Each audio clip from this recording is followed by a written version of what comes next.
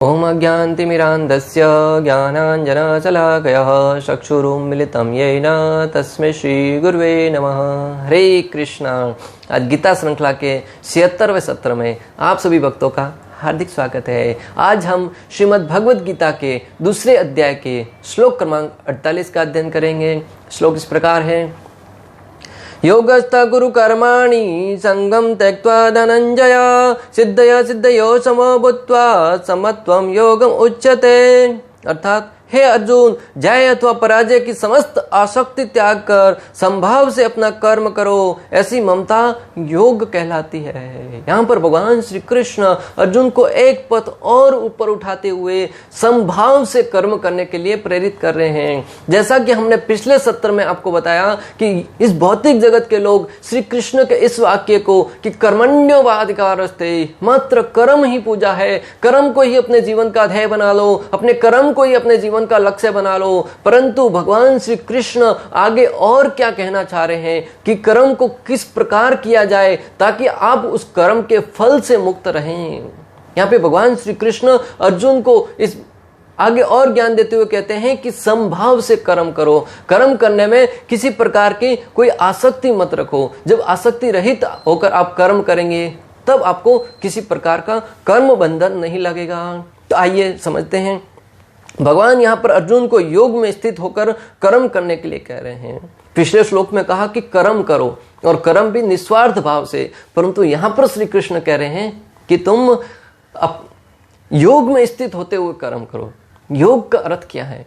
जैसे ही लोगों के सामने योग की बात आती है, अक्सर अनेक प्रकार के प्राणायाम है, कपालभाति है, अलोम विलोम है, अनेक प्रकार की भ्रामरी है, जो सब क्रम जो योग के जो क्या बोलते हैं कि उनको अपने जीवन के कार्य से जोड़कर देखने लगते हैं कि ये कार्य है, वो मात्र ये योग है। अनेक प्रकार के आसन है, प्राणायाम है, उनको मात्र और मात्र योग के दृष्टि से देखते हैं कि जब योग की बात आती है तो वो प्राणायाम को ही योग मान बैठते हैं। और आज के आचार्य भी, जो व्यक्ति उस योग का प्रचार कर रहे हैं, वो भी ठीक से समझाते नहीं कि योग का वास्तविक अर्थ क्या है। अनेक प्रकार के शास्त्रों से हम समझ सकते हैं योग का अर्थ है, संस्कृत का जो शब्द है योग, योग का अर्थ है जोड़ना। किसी भी कार्य को एक दूसरे से जोड़ने को योग कहते हैं। भगवान के साथ अपने संबंध को जोड़ने को विशेष रूप से योग कहते हैं। भगवत गीता में अनेक प्रकार की योग का वर्णन आया है। कर्म योग, ध्यान योग, ज्ञान योग, भक्ति योग, पुरुषोत्तम योग, ये सब योग क्या है? तो आचार्यगण कहते हैं कि भगवान के बताए अनुसार कर्म करने को कर्म योग कहते हैं। भगवान की दृष्टि से ज्ञान को समझना ज्ञान योग कहलाता है। अपने अंतर मन में भगवान को देखना ध्यान योग कहलाता है। अपनी इंद्रियों से भगवान के लिए कर्म करना भक्ति योग कहलाता है। जैसी जो श्री कृष्ण को जानकर उनकी सेवा में लग जाता है, पूर्ण रूप से उनको समर्पित होता है, पुरुषोत्तम योग कहलाता है। इस प्रकार हर एक को भगवान के साथ मात्र अपने संबंध को किस प्रकार स्थापित किया जाए, भले ध्यान के माध्यम से, ज्ञान के माध्यम से, भक्ति के माध्यम से, पुरुषोत्तम के योग के माध्यम से, जिस उद्देश्य से, जिस मार्ग से भगवान के साथ अपने संबंध को स्थापित किया जाए, भगवान के साथ अपनी सेवा में समर्पित किया जाए, भगवान के साथ अपने जो संबंध है उसको निश्चित रूप से स्थापित किया जाए, उसे योग कहते हैं भक्तों। तो आज वास्तविक योग का अर्थ समझने का प्रयास कीजिए। योग यानी कि भगवान के साथ अपने संबंध को जोड़ना, भले वो किसी भी प्रारूप में क्यों ना हो, भक्ति के द्वारा हो, ज्ञान के द्वारा हो, ध्यान के द्वारा हो, अनेक प्रकार के प्राणायाम के द्वारा हो, परंतु योग का अर्थ है कि हमारा संबंध है वो श्री कृष्ण के साथ जुड़ना चाहिए। मात्र शारीरिक स्वास्थ्य को बनाए रखने के लिए जो प्राणायाम किए जाते हैं वो योग नहीं है। उन प्राणायाम का ध्येय क्या है कि प्राणायाम करते करते हम उच्च लेवल तक पहुंच जाएं कि समाधि में प्रवेश कर जाएं, और उस समाधि की स्थिति में हम भगवान के साथ, परम तत्व के साथ अपने संबंध को जोड़ सकें। उस संबंध को जोड़ेंगे ना, वो वास्तविक योग है। बाकी जो प्रारंभिक अवस्था है वो तो मात्र प्राणायाम है। परम तत्व कौन है? श्री कृष्ण ही परम तत्व हैं। तो यहाँ पे कहा गया कि योग का अर्थ है सदैव संसल रहने वाली इंद्रियों को वश में रखते हुए परम तत्व में मन को एकाग्रित करना। योग का अर्थ बताया गया है कि हमारी जो इंद्रियां हैं हमेशा संसल में रहती है, हमेशा भटकी हुई रहती है, आंखों का हमेशा धैर्य रहता है कि मैं अच्छी अच्छी वस्तुओं को देखूं, उन दृश्यों को देखूं जो मेरी आंखों को तृप्ति प्रदान करती हो। जिह्वा का हमेशा यही आशा रहती है कि मैं स्वादिष्ट व्यंजनों का भोग करूं। आंखों की हमेशा यही तृप्ति रहती है कि मैं बहुत ही सुंदर सुंदर वाद्य यंत्रों का श्रवण करूं। त्वचा का ये हमेशा इच्छा रहती है कि मैं दूसरी त्वचा को स्पर्श करूं। ऐसे हमारी हर एक इंद्रियां हैं, उसकी कुछ न कुछ कामना रहती है स्वयं की इंद्रिय भोग के लिए। परंतु शास्त्र वर्णन करते हैं कि जब हम अपनी इंद्रियों को मात्र श्री कृष्ण की सेवा में जोड़ते हैं, उन इंद्रियों को कृष्ण की सेवा में समर्पित करते हैं, उसे योग कहते हैं। और योग परम तत्व से अपने संबंध को जोड़ना योग कहलाता है। और परम तत्व कौन है? श्री कृष्ण। श्री कृष्ण ही परम तत्व है, इसलिए श्री कृष्ण के निर्देश का पालन ही वास्तविक योग है। और इसका अभ्यास श्री कृष्ण भावनामृत विधि द्वारा किया जा सकता है। अगर परम तत्व श्री कृष्ण है और हमारा परम तत्व से संबंध जोड़ना योग है, तो श्री कृष्ण परम तत्व होने के नाते हमें कृष्ण के आदेश का पालन करना चाहिए। अगर कृष्ण के आदेश का पालन करते हुए जीवन निर्वाहन करेंगे तो हम एक तरह से देखा जाए तो योग कर रहे हैं। और अर्जुन को यहाँ पे श्री कृष्ण की बातों का आदेश का पालन करना अनिवार्य था। अगर श्री कृष्ण की बातों का पालन करेगा तब वो भी योग में स्थित हो जाएगा। एकमात्र कृष्ण भावनामृत के माध्यम से ही स्वामित्व भाव का परित्याग किया जा सकता है। इसके लिए उसे कृष्ण का दास या उसके दासों का दास बनना होता है। एकमात्र कृष्ण भावनामृत के कार्य के द्वारा, कृष्ण भावनामृत के द्वारा ही हम श्री कृष्ण के दासत्व स्वीकार कर सकते हैं। वरना आज तो देखेंगे इस भौतिक संसार में हर एक व्यक्ति को स्वामी बनने की आशा बनी हुई है। हर एक व्यक्ति स्वामी बनना चाहता है, भोक्ता बनना चाहता है, परम तत्व बनना चाहता है। कोई व्यक्ति दास बनना नहीं चाहता। जिस व्यक्ति को कहा जाता है कि तुम किसी के अंडर में हो, व्यक्ति के अहंकार को चोट पहुंचती है, तुरंत कहता है कि नहीं, मैं ही सर्वसर्व हूं। कोई व्यक्ति आपके यहाँ पे मिलने आएगा, कहेंगे फलाने कंपनी का मालिक मैं, फलाने कंपनी तो अपनी ही है। कोई व्यक्ति ये नहीं करता कि मैं कुछ कंपनी के अंडर में काम करता हूं। क्यों? अपने आप को भोक्ता बताना चाहते हैं, अपने आप को स्वामी बताना चाहते हैं। परंतु कृष्ण भावनामृति एक ऐसा भावनामृत है जिसके तहत व्यक्ति दासत्व स्वीकार करता है। श्री कृष्ण का दासत्व, कृष्ण के भक्तों का दासत्व। चैतन्य महाप्रभु ने कहा, गोपीर भर्तुर पद कमल्यो, दास दास दासानुदास। मैं गोपियों के भर्ता, श्री कृष्ण के जो दास है, उनके दासों का भी दास हूं। तो ये दास बनने की भावना है ना, ये भक्तों आपको भगवान श्री कृष्ण के सामने सर्वश्रेष्ठ बनाती है।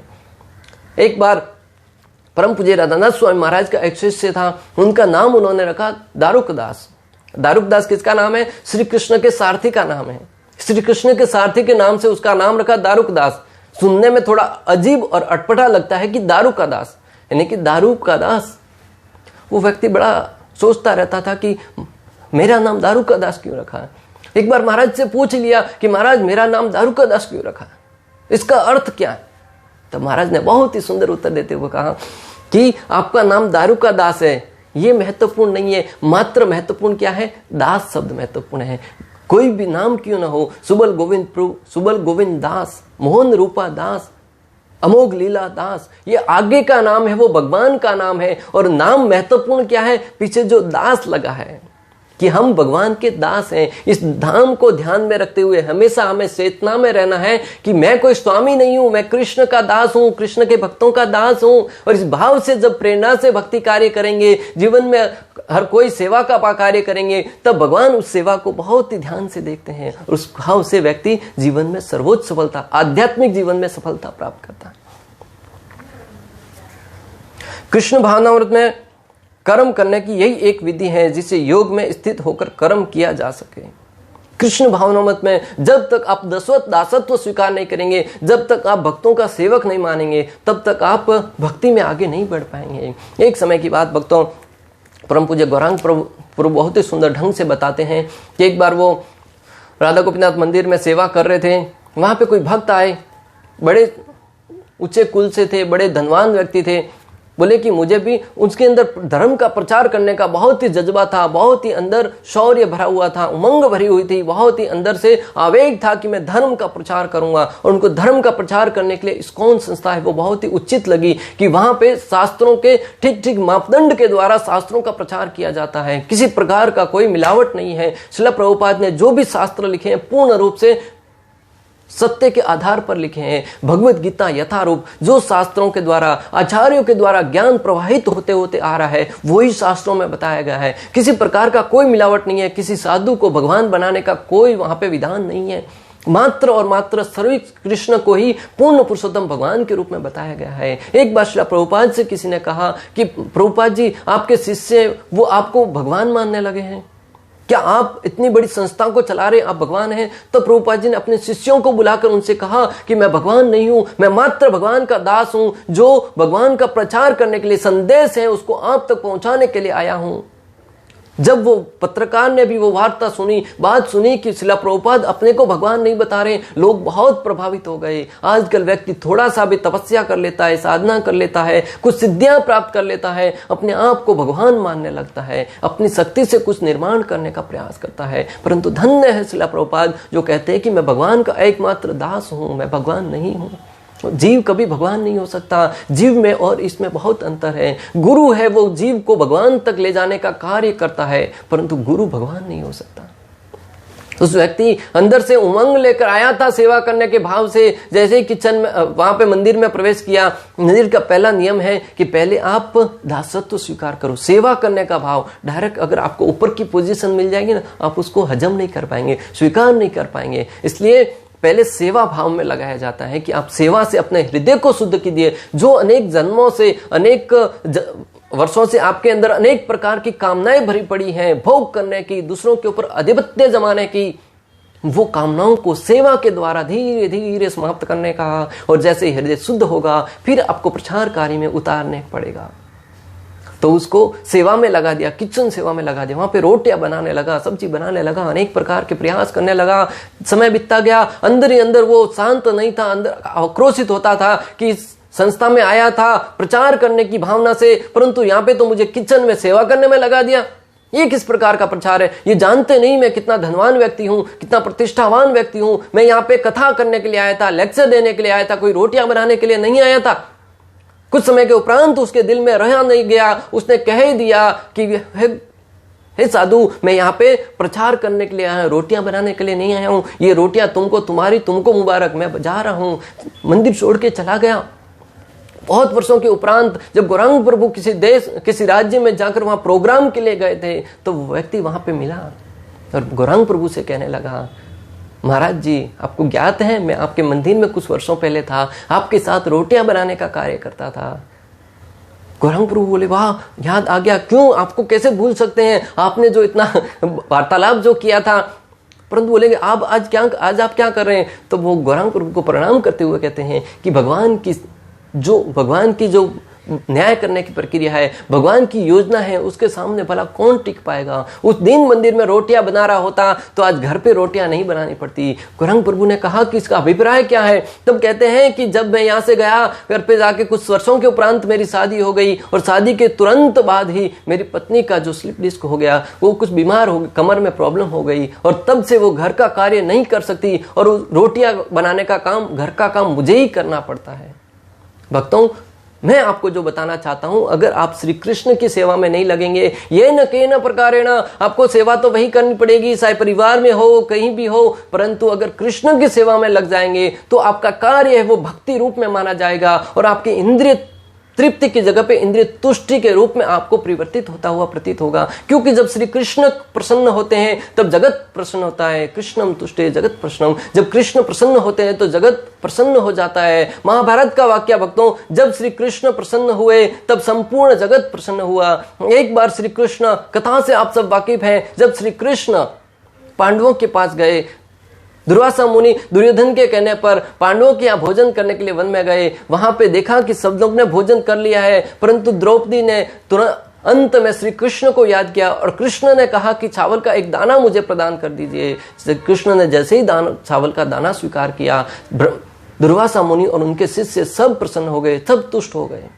मैं आपको जो बताना चाह रहा हूं कि कृष्ण की सेवा ही एकमात्र जगत को तुष्ट करने का जरिया है, मार्ग है।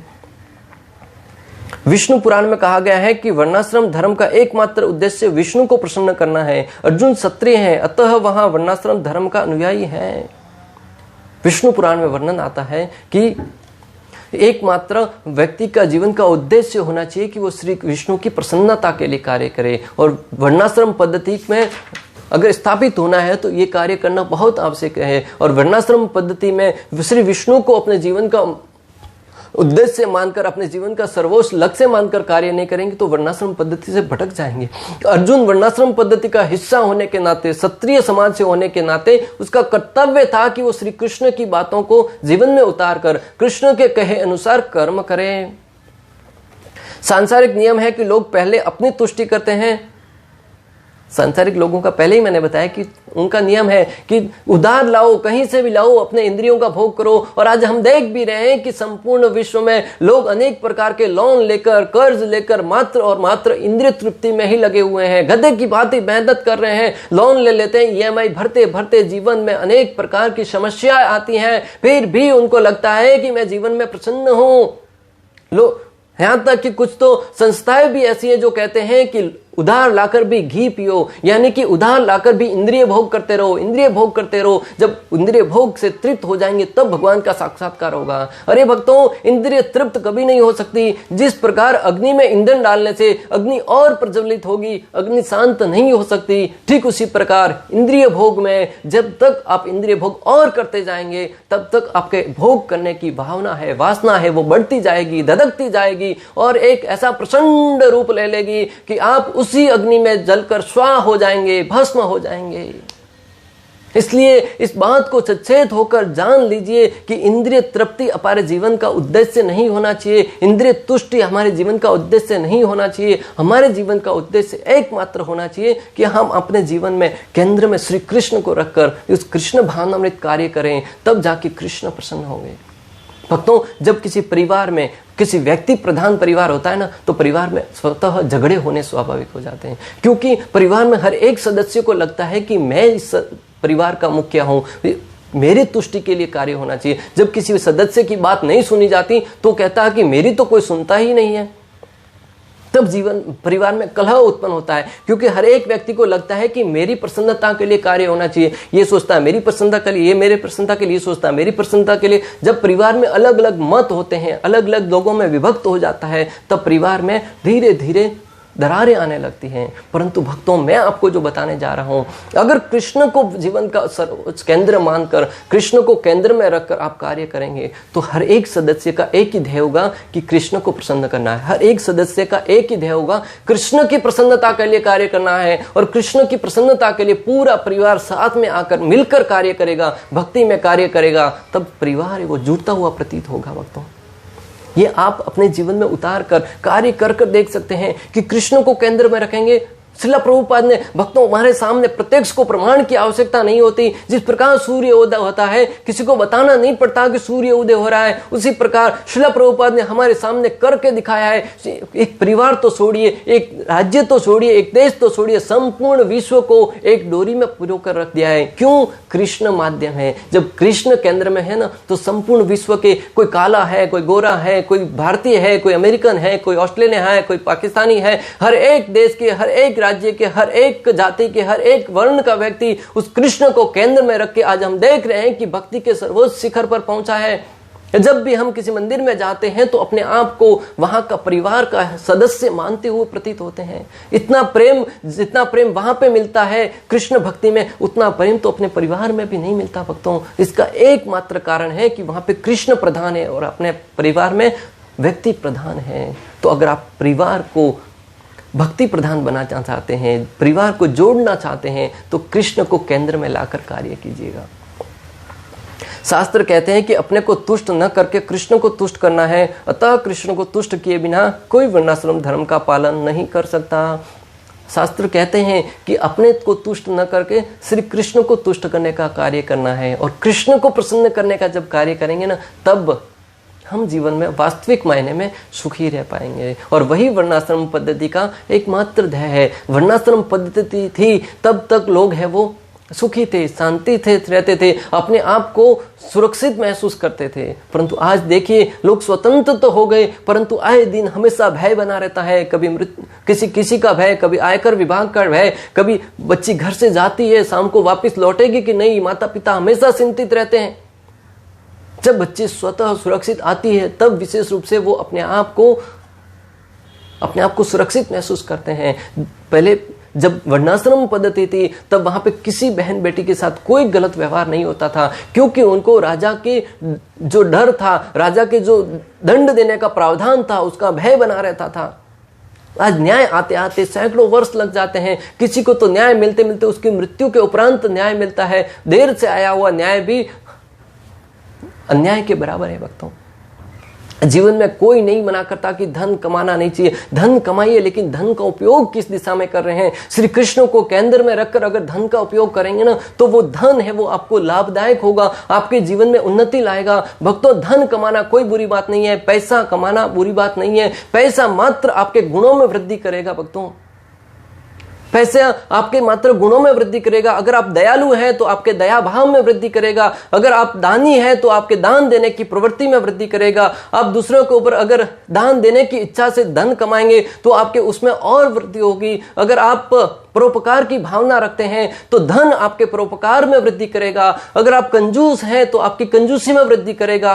अगर आप घमंडी हैं तो आपके घमंड में वृद्धि करेगा। अगर आप अहंकारी हैं तो धन आपके अहंकार में वृद्धि करेगा। अगर आप स्वाभिमानी हैं तो धन आपके स्वाभिमान को वृद्धि करेगा। धन है वो मात्र आपके गुणों में वृद्धि करता है। धन हर एक व्यक्ति को कमाना चाहिए। अगर आप अच्छे व्यक्ति हैं तो धन बहुत कमाइए, ताकि मानवता को आपके धन की आवश्यकता है। आज समाज में ऐसे अनेक लोग हैं जो पूर्ण रूप से दयालु व्यक्तियों पर आश्रित हैं। अगर आप धन नहीं कमाएंगे तो वही धन दुराचारी व्यक्तियों के हाथ लग जाएगा, और दुराचारी व्यक्ति उस धन का उपयोग दूसरों पर अत्याचार करने में उसका उपयोग करेंगे और समाज में उत्पात मचेगा भक्तों। और आज हम देख भी रहे हैं कि अच्छे व्यक्ति धन कमाने में आगे नहीं आने के कारण जो बुरे व्यक्ति हैं, दुराचारी व्यक्ति हैं, जो दुष्ट व्यक्ति हैं, वो धन एकत्रित करते जाते हैं और उस धन का उपयोग दूसरों पर अत्याचार करने के लिए करते हैं, बहन बेटियों के जीवन के साथ खिलवाड़ करने के लिए करते हैं। इसलिए जीवन में ये बात उतार लीजिए कि धन बहुत कमाइए, परंतु धन का उपयोग भक्ति कार्य में लगाइए, मानव सेवा में लगाइए, जीव दया में लगाइए। जब उस धन का उपयोग धर्म में लगाएंगे ना, तब उस धन का वास्तविक उपयोग होगा भक्तों। पहले व्यक्ति धन कमाता था धर्म का प्रचार करने के लिए, आज धन कमाता है इंद्रिय भोग के लिए, आज धन कमाते हैं दूसरों पर अत्याचार करने के लिए। आप देख भी रहे हैं कि जो धनवान व्यक्ति है किसी पर अत्याचार करता है, किसी प्रकार का अत्याचार करता है, तो वो कानून के शिकंजे से भी बच जाता है। इसलिए धन कमाइए, परंतु धन का सदुपयोग करने के लिए भक्तों धन कमाना बहुत आवश्यक है। यहां पर परोक्ष रूप से अर्जुन को कृष्ण द्वारा बताई गई विधि का अनुसार कर्म करने का आदेश है। इस श्लोक का सार और निष्कर्ष मानना जाए तो यह है कि श्री कृष्ण के द्वारा बताई हुई विधि के अनुसार अर्जुन को कर्म करना है, और अर्जुन के माध्यम से हमें भी शिक्षा लेनी है कि श्री कृष्ण ने जो बताया है उस मार्ग से हमें कर्म करना है। और कृष्ण के द्वारा बताया हुआ मार्ग कौन सा है? श्रीमद् भगवद गीता यथारूप। जब कृष्ण द्वारा बताई हुई इस गीता के अनुसार अपना कर्म करेंगे, जीवन निर्वाह करेंगे भक्तों, बहुत ही स्वादिष्ट जीवन में आनंद आएगा। बहुत ही आत्मसात के साथ कहा जा सकता है कि निश्चित रूप से जीवन में प्रसन्नता आएगी, खुशियां आएगी और आपका जीवन है वो खुशहाल हो जाएगा। क्योंकि जिसके पास भगवद गीता है और वो भगवद गीता को पढ़कर समझकर जीवन में उतारेगा, निश्चित रूप से जीवन है वो आनंदित हो जाएगा, आतंकित की जगह पे आनंदित हो जाएगा, आशाओं के साथ बहुत ही आसान्वित हो जाएगा। इसलिए आप सबसे निवेदन है कि अपने जीवन में श्रीमद् भगवद गीता को स्थान दीजिए, श्री कृष्ण की बातों को स्थान दीजिए, उसके अनुसार जीवन जीने का प्रयास कीजिए। आप और आपके परिवार का कल्याण हो जाएगा। इस प्रकार श्लोक क्रमांक 48 का भक्ति वेदांत तात्पर्य पूर्ण हुआ। अंत तक हमारे साथ बने रहने के लिए आप सभी का हृदय पूर्वक प्रेम पूर्वक बहुत बहुत धन्यवाद। श्रील प्रभुपाद की जय, श्री श्री राधा गोपीनाथ भगवान की जय, श्रीमद् भगवद गीता की जय। हरे कृष्णा कृष्ण कृष्ण हरे हरे, हरे राम